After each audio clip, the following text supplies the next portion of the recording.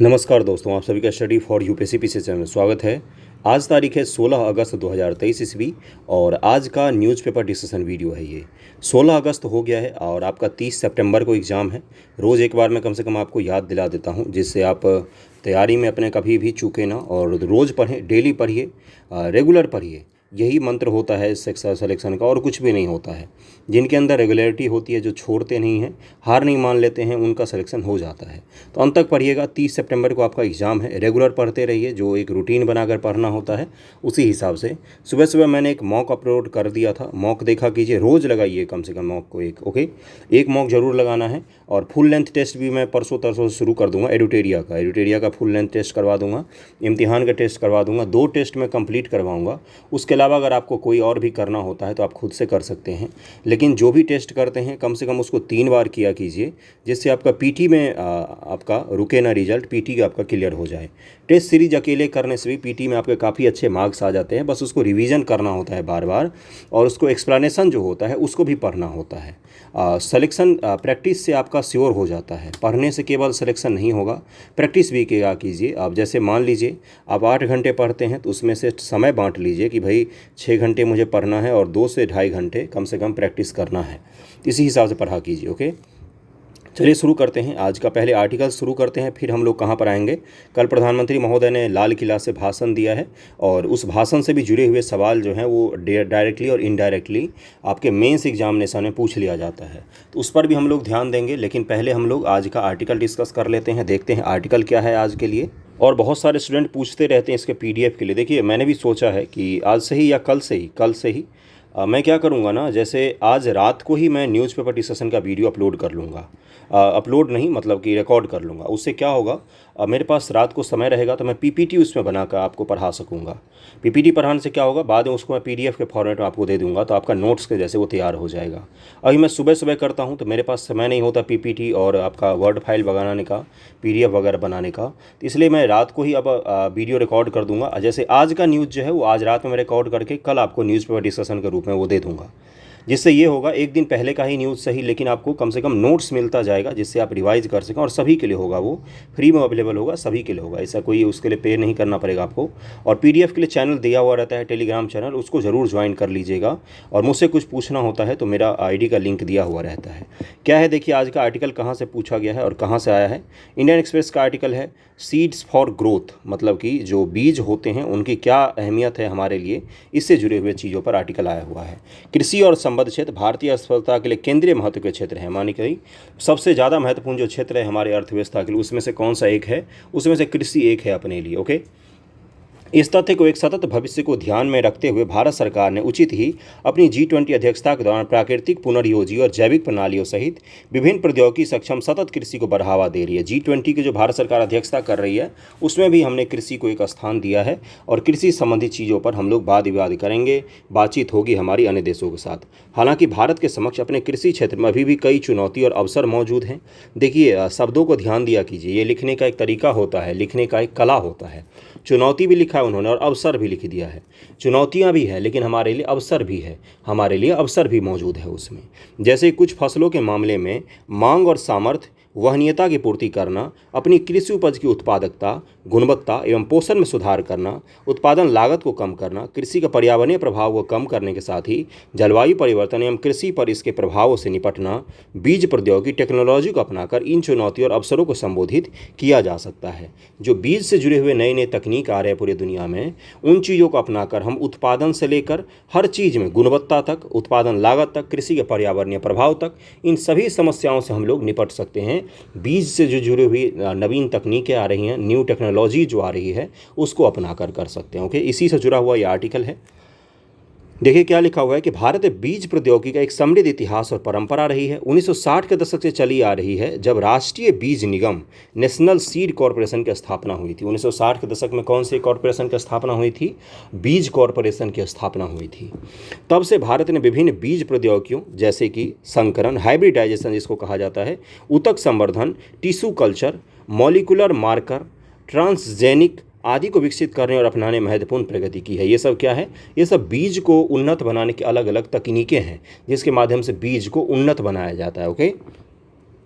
बीज प्रौद्योगिकी विभिन्न सस्य दशाओं विभिन्न कृषि की दशाओं में बीज की क्षमता या प्रदर्शन को बढ़ाने के लिए उनकी आनुवंशिकता एवं भौतिक गुणवत्ता में सुधार करने के विज्ञान और कला को संदर्भित करती है।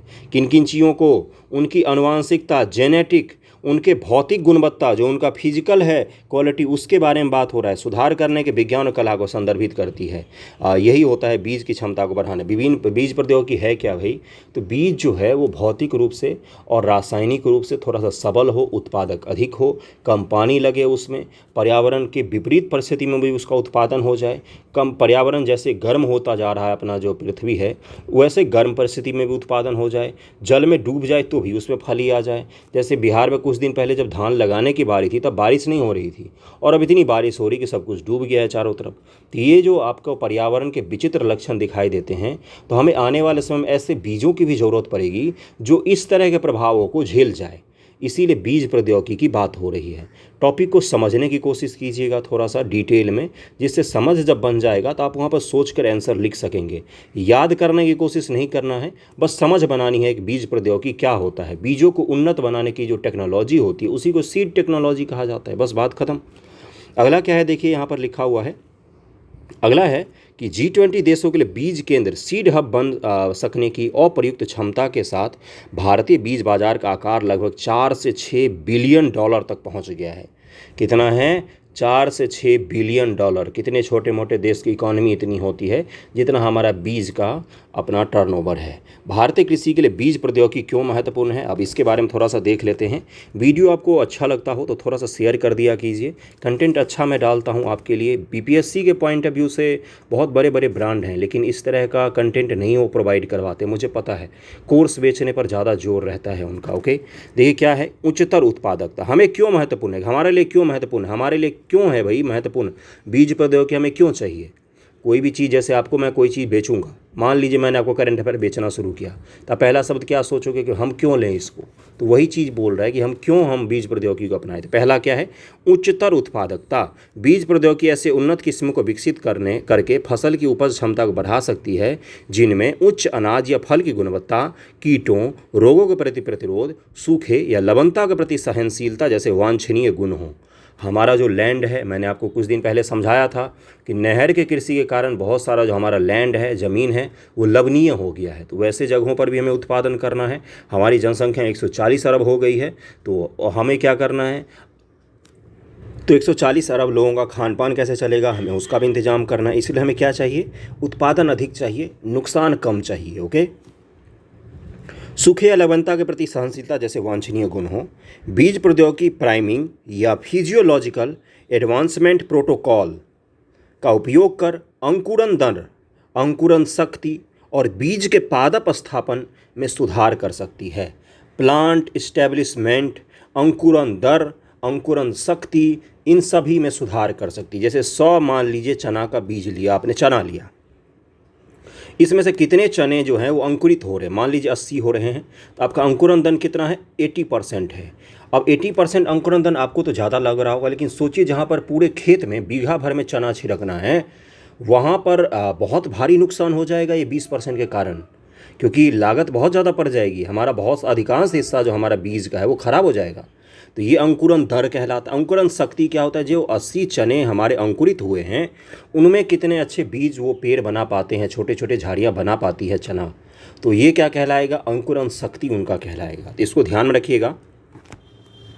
उच्च इनपुट उपयोग दक्षता। बीज प्रौद्योगिकी फिल्म कोटिंग, पैलेटिंग, बीज उपचार का उपयोग कर उर्वरक, कीटनाशक और जल जैसे इनपुट के मात्रा लागत को कम कर सकती है, जो इन इनपुट को इष्टतम मात्रा में सीधे बीज तक पौधों तक पहुंचा सकती है। बीज प्रौद्योगिकी जैव उत्तेजक और पोषक तत्वों का उपयोग कर पौधे के पोषक तत्वों का अवशोषण एवं उपयोग को भी बढ़ा सकती है, पौधों के विकास और चयापचय को तेज कर सकते हैं। ओके, मेटाबॉलिज्म की बात हो रही है यहाँ पर। उच्च प्रत्यवस्था। बीज प्रौद्योगिकी अनुवांशिक हेरफेर, जेनेटिक मैनिपुलेशन जिसको कहा जाता है, गति प्रजनन, जीन संपादन उपकरण या एआई उत्तरदायी सेंसर या पदार्थों का उपयोग करके लगातार बदलती और अप्रत्याशित जलवायु परिस्थितियों में फसलों के अनुकूलन क्षमता और स्थिरता में सुधार कर सकते हैं। अभी मैंने आपको समझाया कि पर्यावरण जो है उसमें अजीबोगरीब बदलाव हो रहे हैं। जैसे अभी हिमाचल और उत्तराखंड में इतनी बारिशें हो रही, इतनी बारिश हो रही कि तबाही मची पड़ी है। अब ऐसे में वहाँ पर कृषि कैसे संभव होगा। और देश के कुछ ऐसे ऐसे हैं जहाँ पर सूखा पड़ा हुआ था, जब पानी की ज़रूरत थी तब पानी वर्षा हुई नहीं उन क्षेत्रों में, मैदानी भागों में। और जब पानी की ज़रूरत अभी नहीं है तो वर्षा बहुत ज़्यादा हो रही है। तो ये क्या है, ये सब पर्यावरण का ही तो बदलाव है जो हमें देखने को मिल रहा है। जब गर्मी पड़नी चाहिए थी तब गर्मी ढंग से पड़ी नहीं, अब इतनी ज़्यादा गर्मी पड़ रही कि लोग बर्दाश्त नहीं कर पा रहे। जुलाई जो महीना था 2023 का, अकॉर्डिंग टू नासा का मैं कह रहा हूँ, नासा का मैंने देखा था, इंस्टाग्राम पर ही मैंने देखा था उसका ये डेटा, जिसमें जुलाई महीना आज तक का सबसे गर्म जुलाई महीनों में से एक रहा है।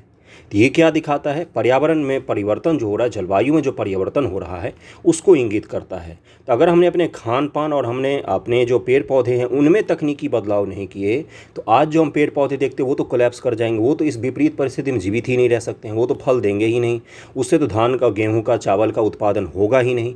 इसीलिए इन टेक्नोलॉजी की हमें ज़रूरत है। और एआई का उपयोग हम क्यों कर रहे हैं, क्योंकि एआई अंदाज़ा लगाएगा कि इस जलवायु परिवर्तन या इस पर्यावरण परिवर्तन के बदलते समय में किस प्रकार की चीज़ें हमें सूट करेंगी और किस प्रकार की चीज़ें आने वाले समय में हमारे लिए उपयोगी होंगी। ओके, जैव प्रौद्योगिकी जैविक या माइक्रोबियल इनोकुलम का उपयोग कर फसलों की विविधता, स्वास्थ्य में सुधार कर सकती है, जो पौधों की प्रतिरक्षा और मृदा की उर्वरता बढ़ा सकती है।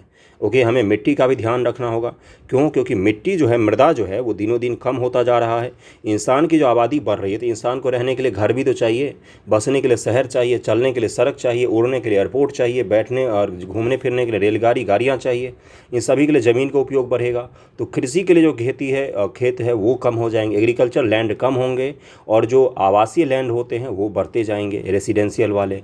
इससे क्या होगा, इसलिए भी हमें कम ज़मीन पर अधिक उत्पादन करने का हमारे साथ चैलेंज देखने को मिलेगा। ओके, अब भारत सरकार क्या हाथ पे हाथ रख के बैठी हुई है या कुछ कर भी रही है। जैसे आपको मैं एक उदाहरण बताता हूँ, कुछ दिन पहले सबौर कृषि विश्वविद्यालय जो है उसने एक बीज का उत्पादन किया था धान से संबंधित। देखिए मैं उसका नाम भूल गया हूँ अभी अचानक से, वो बताइएगा अगर आपको याद हो तो। धान के उच्च किस्म के उत्पादन किया था, मैंने न्यूज़पेपर एनालिसिस में ही बताया था आपको।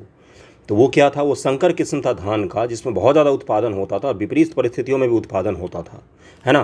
तो वो कहाँ पर बनाया गया था, तो अपने बिहार के यूनिवर्सिटी में बनाया गया था। उसी प्रकार से भारत सरकार भी कोशिश करे, जैसे मोटे अनाज, मिलेट्स पोषक तत्व से समृद्ध, प्रतिकूलता के प्रति सहनशील और लघु चक्रीय फसल हैं, छोटे दिन के फसल हैं और इन पर पर्यावरण का कोई विशेष प्रभाव पड़ता नहीं है। बिल्कुल हेहर टाइप के फसल होते हैं जिनको कहीं पर भी छोड़ दो तो उत्पादन हो जाता है इनका, और पोषक तत्वों से भरपूर होते हैं। मोटा अनाज को श्री फसल कहा गया है, हमारे प्रधानमंत्री महोदय ने कहा है इसको। तो क्यों कहा है भाई, तो क्योंकि इतना ज़्यादा ये पोषक तत्व, आने वाले भविष्य में आपको मोटा अनाज की तरफ ही जाना पड़ेगा और इनको पानी की भी कम ज़रूरत पड़ती है। इनको कम उपज वाले मिट्टी पर भी छिड़क दो तो भी हो जाते हैं। तो ये क्या है, तो ये हमारे लिए एक अच्छा उपाय बन सकते हैं। भारत मोटे अनाज के उत्पादन वैश्विक अग्रणी स्थिति रखता है। मोटे अनाज विशेष रूप से गौने मोटे अनाज, माइनर जो मिलेट्स होते हैं कि उन्नत किस्मों के गुणवत्ता आश्वासन बीज का उत्पादन कर वैश्विक बीज बाजार पर कब्जा करने की क्षमता रखता है भारत। और भारत कोशिश भी कर रहा है कि आने वाला समय मिलेट्स का समय होगा, क्योंकि जो पारंपरिक, देखिए दुनिया में 3 फसल है जिस पर दुनिया की 90% आबादी डिपेंडेंट है। मान लीजिए किसी को पूरे दुनिया को समाप्त करना हो या इंसानों को ख़त्म करना हो, मैं आइडिया नहीं दे रहा हूँ, मैं कोई आतंकवादी नहीं हूँ, मैं आपको बता रहा हूँ।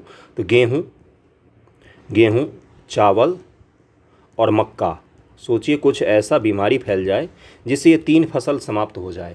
दुनिया की 90% पॉपुलेशन जो है यही खा के ज़िंदा रहती है, गेहूँ, चावल और मक्का। जैसे अमेरिकी प्रायद्वीप में अगर आप जाएंगे, उत्तरी अमेरिका, दक्षिण अमेरिका, मक्का ही मक्का है।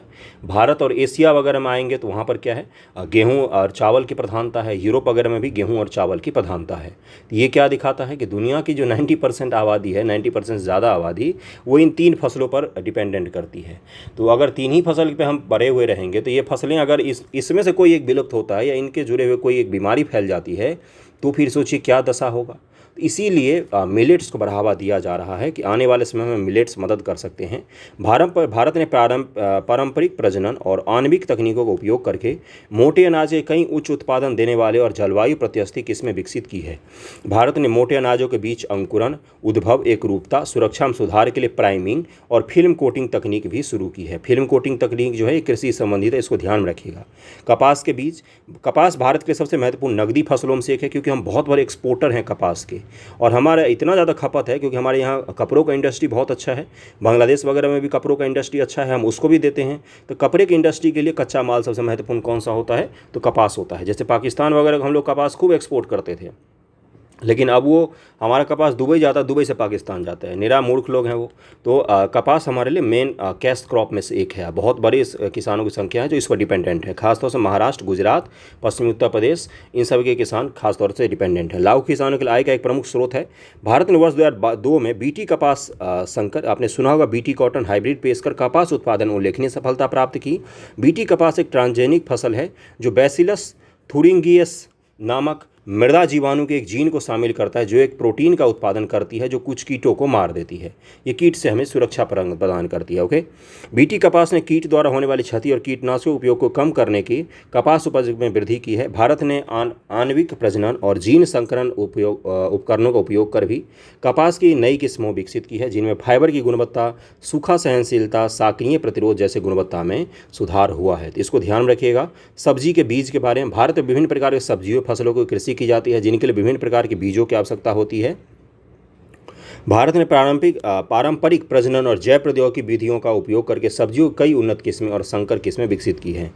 भारत ने सब्जी बीजों गुणवत्ता प्रदर्शन सुधार के लिए विभिन्न बीज संवर्धन तकनीक जैसे film coating, pelleting, priming, biostimulus, nutrients, biologics आदि की भी शुरुआत की है। तो इसको ध्यान में रखिएगा। ये कुछ आपको मैंने उदाहरण सहित भी समझा दिया कि भारत सरकार भी कोशिश कर रही है और ये क्यों है चर्चा में, ये भी आपको बता दिया मैंने। इस पर आर्टिकल आया हुआ था और सीड टेक्नोलॉजी की बात हो रही, क्यों हमें इसकी ज़रूरत पड़ती है और इसका समाधान क्या है और ये किस प्रकार से मानव आबादी को मदद कर सकती है। इन सभी आइडिया को ध्यान में रखिएगा, समझ बनाइएगा टॉपिक का। बाकी 2-4 फैक्ट तो आप याद कर ही लेंगे, समझ बनाने की कोशिश कीजिए। ओके, चलिए अगले टॉपिक पर हम लोग चलते हैं। अगला क्या है, देखिए, कल प्रधानमंत्री महोदय जी का भाषण था, लाल किला पर उन्होंने भाषण दिया। उन्होंने ये भी बोला है कि फिर आऊँगा, अपने सपने आपके सपने पूरा करूँगा, सॉरी, आपके सपने पूरे करने के लिए फिर से आएंगे। वो अपने सपने क्यों पूरे करेंगे, आपके सपने पूरे करने के लिए आएंगे, ठीक है। 140 करोड़ देशवासियों को बताया अपना परिवार। ये प्रधानमंत्री के भाषण से जुड़े हुए कई बार डायरेक्टली और इनडायरेक्टली सवाल पूछे जाते हैं, इसलिए इनके भाषण को कम से कम सुन लिया कीजिए जब भी कोई ऐसा सरकारी होता है। तो जैसे 15 अगस्त का भाषण इंपॉर्टेंट होता है या कभी देश के नाम संबोधन वगैरह आता है तो उसको सुन लिया कीजिए, वहाँ से सवाल उठाकर डायरेक्ट पूछ लेता है। ओके, देखते हैं क्या क्या इंपॉर्टेंट था इनके भाषण में। देखिए, यहाँ पर लिखा हुआ है कि बढ़ई लोहार जैसे काम करने वालों के लिए शुरू होगी विश्वकर्मा योजना। इसके बारे में आपको बताऊंगा। जन औषधि केंद्रों की संख्या 10,000 से बढ़कर 25,000 की जाएगी, ये आपको पता ही होगा। ग्रामीण महिलाओं को मिलेगा ड्रोन के संचालन मरम्मत का प्रशिक्षण। गाँव में कृषि क्षेत्र में ड्रोन को बढ़ावा दिया जा रहा है, तो उनको उड़ाने वाला भी चाहिए और उनको मरम्मत करने वाला भी चाहिए। तो महिलाओं को टारगेट किया जा रहा है कि महिलाएं जो हैं गांव की, वो ड्रोन का मरम्मत करेंगी, उनको ड्रोन के मरम्मत करने के लिए, उड़ाने के लिए ट्रेंड किया जाएगा। देखिए कितना हद तक ये इम्प्लीमेंट होता है योजना। योजनाएं तो सारी अच्छी ही होती हैं, पढ़े लिखे लोग योजना बनाते हैं, इम्प्लीमेंटेशन उसका कितने अच्छे से होता है ये मायने रखता है। ओके, चलिए ठीक है। इन्होंने ये भी बोला है ग्रामीण महिला सशक्तिकरण के लिए 2 करोड़ लाखपति दीदी बनाएंगे। तो ठीक है भाई, ये भी देख लेंगे हम लोग। शहरों में मकान बनाने के लिए बैंकों से ऋण की ब्याज में दी जाएगी राहत। अगले 5 वर्षों में 3 सबसे बड़ी अर्थव्यवस्था में शामिल होगा देश। अभी हम कौन से स्थान पर हैं, 5वें स्थान पर हैं अभी दुनिया में। हम अर्थव्यवस्था के मामले में 5वें स्थान पर हैं, लेकिन परचेजिंग पावर पैरिटी इसके मामले में, यानी कि क्रय शक्ति के मामले में दुनिया की तीसरी सबसे बड़ी इकॉनमी ऑलरेडी हैं हम। इसको ध्यान में रखिए। पहला चीन है, दूसरा अमेरिका है क्रय शक्ति के मामले में, तीसरा भारत है। इसको ध्यान में रखना है। ये यूपीएससी 2019 का सवाल है। पीपीपी के मामले में हम दुनिया की तीसरी सबसे बड़ी इकॉनमी हैं, लेकिन हम आकार के मामले में दुनिया की 5वीं सबसे बड़ी इकॉनमी है। ओके, महंगाई को नियंत्रित करने के भरसक प्रयास किए और आगे भी और प्रयास करेंगे। ठीक है, परिवारवाद वगैरह पर इन्होंने खूब सारा अटैक किया, तो ठीक है, ये उनका अपना था।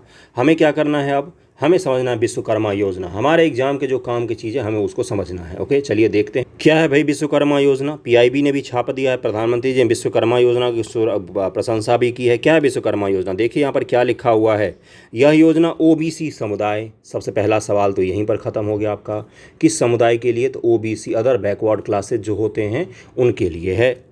से संबंधित पारंपरिक श्रमिकों, देखिए कुछ पारंपरिक श्रमिक होते हैं। एक चीज़ मैं आपको बताता हूँ, कुछ जो पारंपरिक श्रमिक वर्ग होते हैं, जैसे आपके कौन हो गए, कुम्हार, और उसके बाद से विश्वकर्मा जो बढ़ई का काम करते हैं, या लोहार होते हैं, लोहार को भी एससी से निकाल कर ओबीसी में कर दिया गया बिहार में। ये इनका बहुत हज़ारों साल पुराना इनका पारंपरिक है, और इनके लिए ये योजना संबंधित है, इन्हीं के लिए लाया गया है इस योजना को।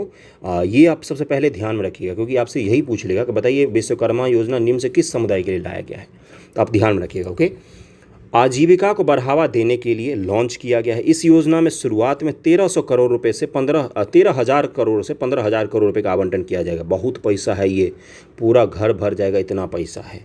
इसके तहत सुनारों, लोहारों, धोबियों, हेयर ड्रेसर जो आपके नाई वगैरह काम करते हैं, कामगारों के विकास को सुनिश्चित किया जाएगा।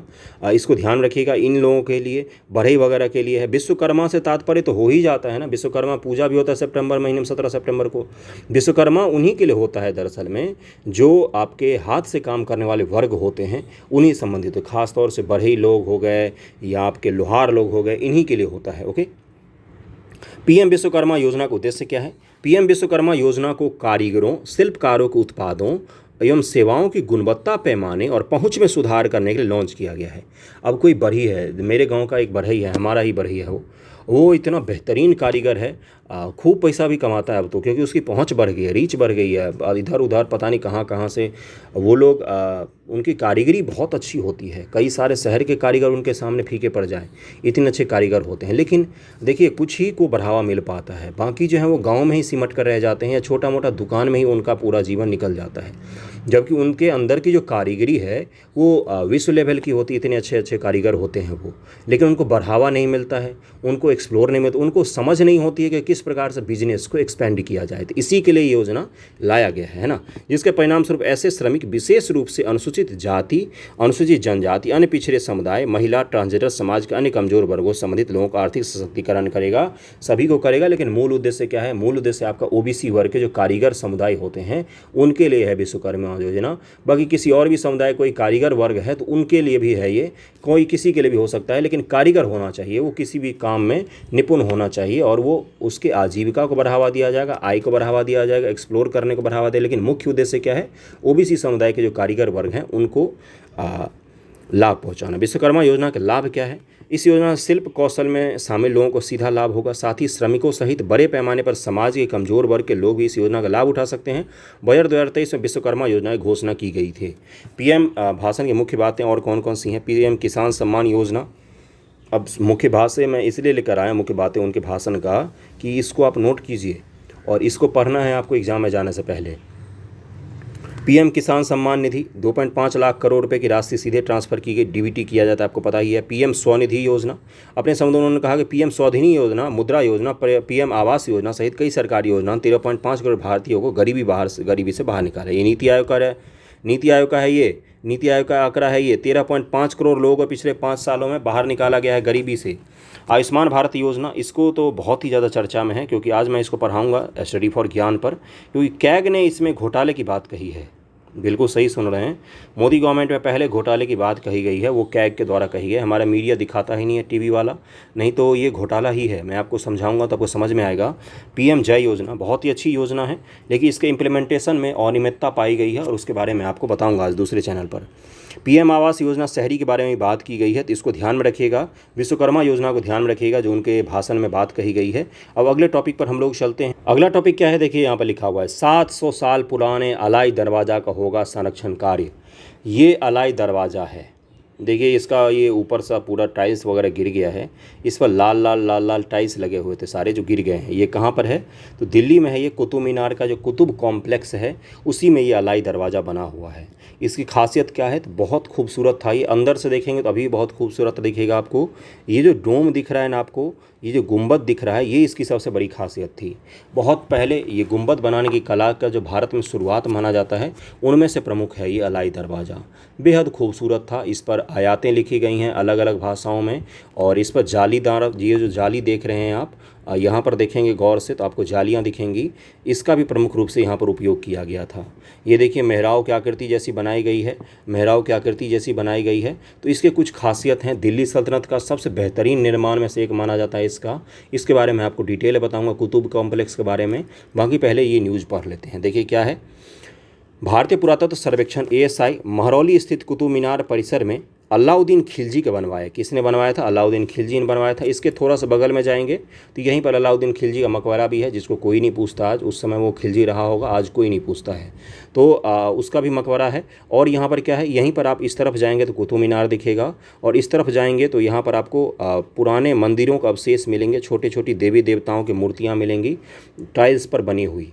तो वहाँ पर जो आपका मस्जिद है कुव्वतुल इस्लाम मस्जिद, कुव्वतुल इस्लाम मस्जिद, क्या नाम है उस मस्जिद का? कुतुब मीनार के कॉम्प्लेक्स में जो है कुव्वतुल इस्लाम मस्जिद, उस पर एक आपका शिलालेख भी है जिस पर ये लिखा हुआ है कि 27 हिंदू मंदिरों को तोड़कर कुतुब मीनार का निर्माण किया गया था और कुव्वतुल इस्लाम मस्जिद का निर्माण किया गया था। कुव्वतुल इस्लाम मस्जिद का निर्माण किया गया था मुख्य रूप से मंदिरों को तोड़कर, जो क्या थे, ये वैष्णव मंदिर थे। क्या थे?